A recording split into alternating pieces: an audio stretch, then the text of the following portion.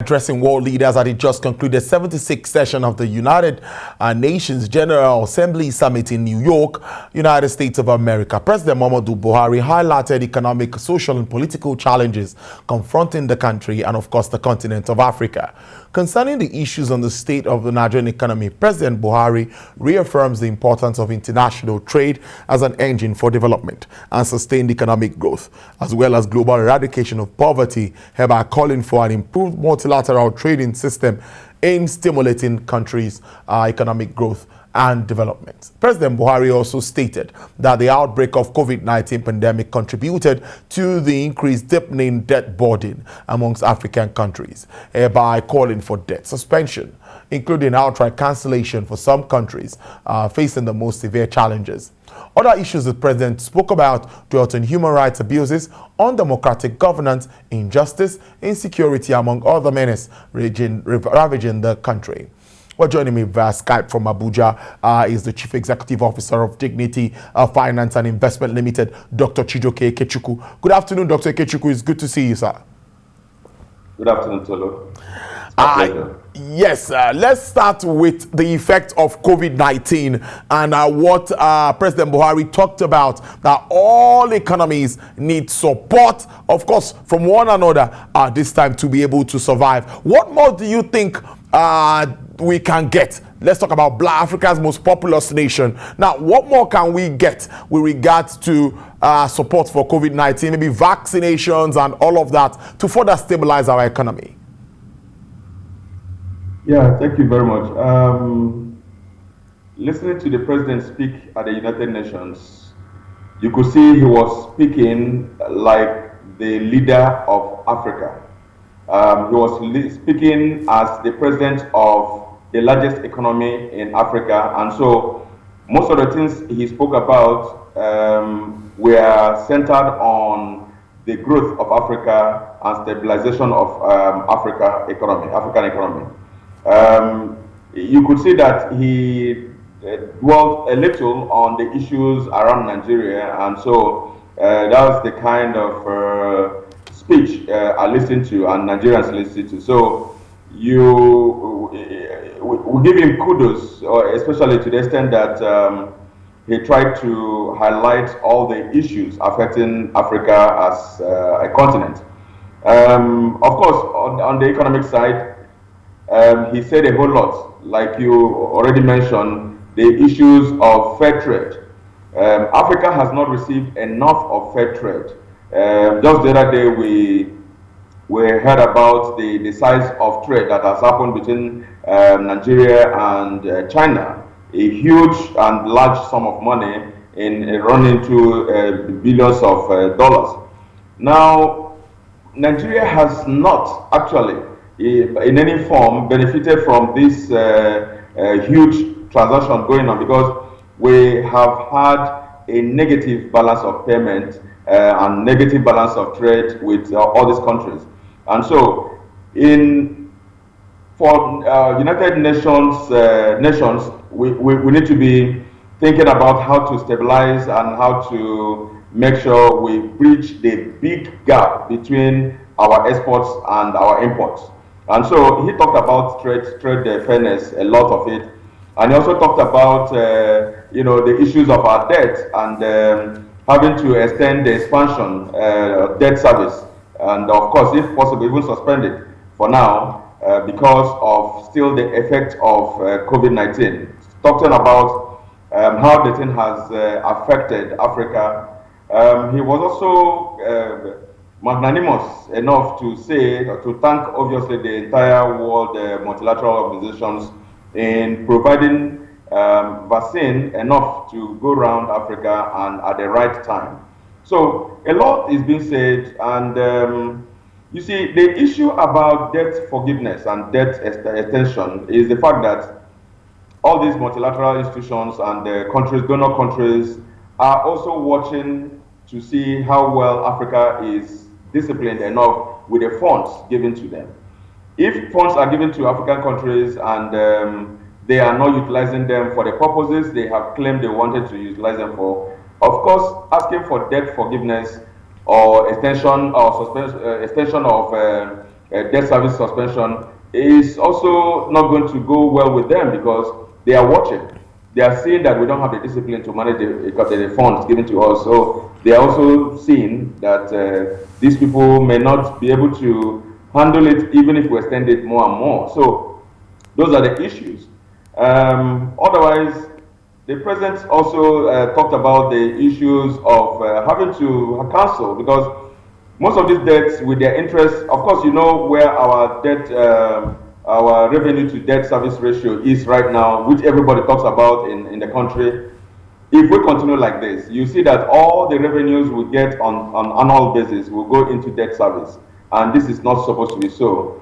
So we need to get to a point where they will say, gentlemen, you don't have to service all that you need to service. But of course, unfortunately, we still do not have the financial or fiscal discipline to be able to handle the kind of monies we have. That is just the unfortunate aspect of it. He also talked about the implementation of FACTI, you know, the Financial Accountability, Transparency and Integrity Committee that was set sometime last year in 2020, when a set of world individuals were chosen to form a committee to discuss on the kind of transparency in international finance and international transactions. That committee actually had one Nigerian in it, the chairman of ICPC. So a lot was said by him actually in support of African economy. A very good way. That's like an overview of that document, because I also went through it, detailed and, you know, focused speech. Now, international trade remains the engine for development and, of course, sustained economic growth. How well do you see Nigeria faring with regards to that? Particularly, some will say we have the likes of Dr. Chijioke Ekechukwu at the WTO. We should be able to open some doors for us. Do you see us doing better with regards to international trade? Well, that is what we expect that will happen. We expect that when we build our local capacity in production, we will be able to have enough for this market and have enough for export. We are not seeing that happening. Talking about the existence of Dr. Chijioke and how it will affect our international trade is like having to talk about where there's a vice chancellor of a university and his child is in the same university, and one expects that child must have a first class because his or her father is the vice chancellor. You know, we are struggling with all that will build our local economy, and once we build our local economy, then of course export trade will increase. All the issues we've been talking about, the exchange rates today, they are all happening just because we have not had enough of our exports to take place. Many African countries are doing far better than Nigeria is doing in terms of export. You know, usually when I talk, I find it difficult mentioning names of countries that are doing far better in export. But before you do export, you must be doing enough in your own manufacturing capacity. We need to do enough in our capacity so that we can have enough to export. A lot of work is being done by Nigeria Export Processing Council, and but again, when you see all these efforts they are making, they are not dovetailing into what we really want to see in the volume of exports being taking place. Until we get that right and set up concerted efforts towards growing the export of this country, we may still be struggling with the exchange rates that we have today. Let's look at combating illicit movement of funds, corruption, one way or the other. Now, the president is saying that they need international bodies to support in, getting all of these monies back, particularly at this time where countries grapple with the effect of COVID-19. He's saying that resources like this could help address one or two, developmental programs and all of that. So do you think that if all of these funds come in, you know, we have some funds that have been returned back to the country from Germany and some other countries. Do you see that as a positive for us, even at this time where we lack monies to address some of our challenging issues? Yeah, to the extent we even know the percentage of these amounts, to that extent we can start saying when they come in, they will grow our economy. I can tell you we have not even scratched up to 1% of the amount of money that is outside this country, spat out by political players. We have a lot of it in countries, and of course you know that these countries and the banks where these things are stashed out will not be willing to return these monies. The little we are seeing is just because of some countries that want to, play a leading role in this whole thing. And that's actually part of what this FACTI committee recommended. And then, of course, recognize the fact that a lot of monies are out there, and then there is no accountability, there is no integrity, and people are just having illicit movements of funds and nothing is happening.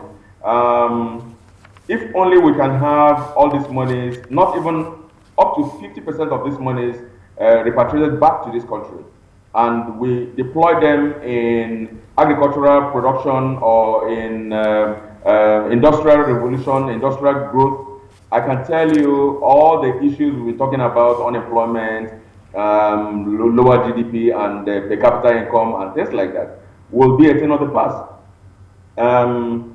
So the technology of tracking monies has to get better worldwide, and when such funds are identified, it's either they are frozen and repatriated back to this country. And so countries of the world need to really take it so seriously and ensure that that happens. And they really have to have a frantic effort, to make sure these monies are returned.